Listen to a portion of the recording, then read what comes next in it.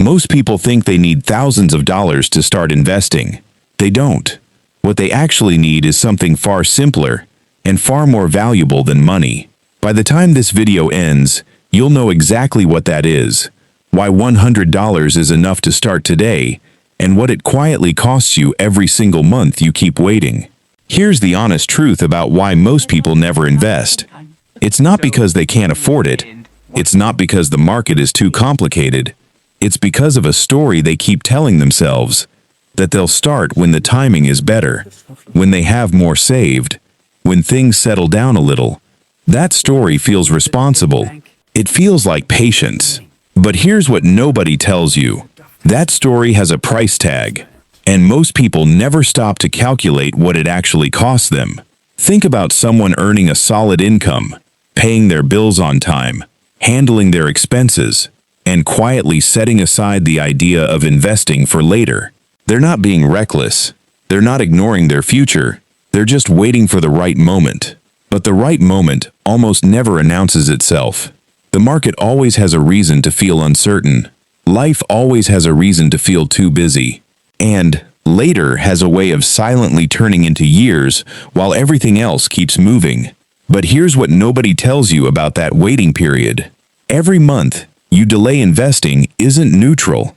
It's a decision with a real financial consequence that compounds quietly in the background while the rest of your life moves forward. The math behind this is genuinely uncomfortable once you see it clearly, and we're going to look at it directly. Because once you understand what delay actually costs, the idea of waiting stops feeling like patience. It starts feeling like something you can't afford. Here's the mistake most financial content makes. They focus almost entirely on how much to invest. The amount feels like the most important variable. Save more, invest more, earn more. But the single most powerful factor in building wealth through investing isn't the amount at all. It's when you start. And the difference, once you look at the actual numbers, is genuinely hard to believe. Here's a simple example. A single $100 invested at age 25, earning an average annual return of 8%, grows to roughly $2,170 by age 65. That same $100 invested at 35 becomes around $1,000. At 45, it becomes around $466. Same money, same return rate, three dramatically different outcomes, based entirely on when the clock started. Now here's where it gets interesting. This happens because of compound interest, the process of earning returns not just on your original investment, but on every dollar of growth that came before it. The longer that process runs, the faster it accelerates. The money isn't just growing, it's growing on its growth. Every year, without you doing anything. And here's the surprising part that most people never hear. Someone who starts investing at 22 and stops completely at 32, contributing for just 10 years, often ends up with more money at retirement than someone who starts at 32 and invests consistently for 30 straight years.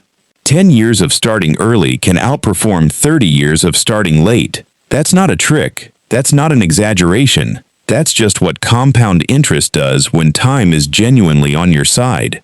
We'll come back to exactly what that looks like in real numbers in a moment. But first, let's talk about what getting started actually looks like.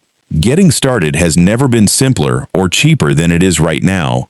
Brokerage accounts, the accounts you use to invest, can be opened in under 10 minutes on your phone. Platforms like Fidelity and Charles Schwab in the US require no minimum deposit. You can start with exactly $100 or less. Once the account is open, the question that stops most beginners cold is the obvious one. What do I actually buy? And here's the surprising part. The answer is far simpler than almost anyone tells you. You don't need to find the right stock. You don't need to predict which company will perform best over the next decade. In fact, trying to do that is where most beginners quietly go wrong, and we're going to cover exactly why in a later module. What works far better for most people is buying the whole market. That's exactly what an index fund or ETF does. Instead of betting on one company, you buy a small piece of hundreds or thousands of companies at once. An S&P 500 index fund gives you ownership in 500 of the largest U.S. companies: Apple, Microsoft, Amazon, and hundreds more, inside a single investment. If some companies struggle, others carry the weight. If the broader economy grows over decades, and historically it has, your investment grows alongside it. You don't need to monitor it every day. You don't need to make predictions. You choose a simple index fund with a low annual fee, ideally under 0.10%. Set up a monthly automatic contribution and let time do the work. But this is where almost everyone gets it wrong. Most people understand this strategy. Most people even agree with it, but they still don't start because $100 feels too small to matter.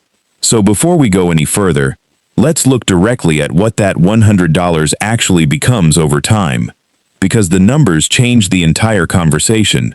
Let me tell you about two people who started from the exact same place, same income, same expenses, same financial situation at 22 years old. Person A opens a brokerage account and invests $100 every month into a simple S&P 500 index fund. No stock picking, no market timing, no complicated strategy. Just a consistent monthly contribution, automated, left completely alone. By age 62, 40 years later, at an average annual return of 8%, that account has grown to approximately $350,000. Person B waits. They want to understand investing better first. They want a larger amount saved before they feel ready to commit. They tell themselves that $100 a month isn't really enough to make a difference anyway, so they wait until 32, then start with the exact same $100 a month, the same fund, the same return rate. By age 62, Person B's account holds approximately $150,000. Same strategy, same discipline, same monthly amount. But Person A ends up with roughly $200,000 more, not from being smarter, not from taking more risk, not from earning more money, simply from starting 10 years earlier. Now here's the part that hits hardest. Person B didn't make a dramatic financial mistake. They didn't gamble. They didn't spend irresponsibly. They just waited for what felt like a reasonable amount of time, for the right moment to begin.